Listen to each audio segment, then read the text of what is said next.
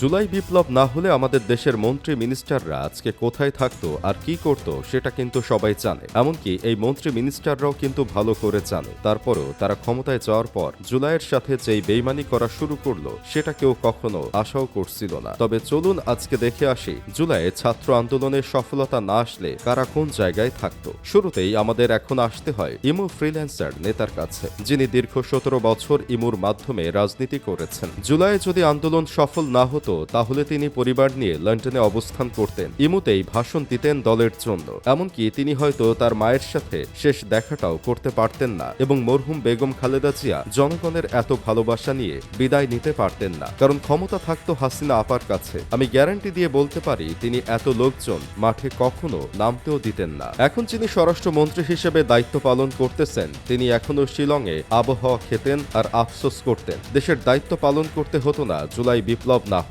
আবার অন্যদিকে আমাদের দেশের সবচেয়ে প্রবীণ নেতা ফখরুল ইসলাম আলমগীর রোজার ঈদের পর আন্দোলনের ঘোষণা দিয়ে বাসায় বিশ্রাম নিতেন আর অপেক্ষা করতেন পরের ঈদের জন্য, কারণ তখনও তো আরেকবার আন্দোলনের জন্য ঘোষণা দিতে হতো। এভাবেই ঘোষণা চলতে থাকতো, কিন্তু কখনো আন্দোলন আর হতো না। ঢাকা ৮ আসনে নির্বাচিত হওয়া সম্মানিত নেতা ওরফে বউকে কেন্দ্রে পাঠিয়ে দেওয়া নেতা লুকায় লুকায় লীগের সাথে খাতির রেখে ব্যবসাপাতি পরিচালনা করতেন আর মাল্টো কামাতেন। আরো কয়েকটা ব্যাংকের মালিক হতেন। আর এইসব নেতাদের চেলাপেলারা কখনো এভাবে ফেসবুকে গলা উঁচু করে কথা বলতো না। হয়তো পলাতক থাকতো, নয়তো চুপচাপ জীবন যাপনে ব্যস্ত থাকতো। বুঝতেই দিত না যে তারা বিএনপির রাজনীতি করত।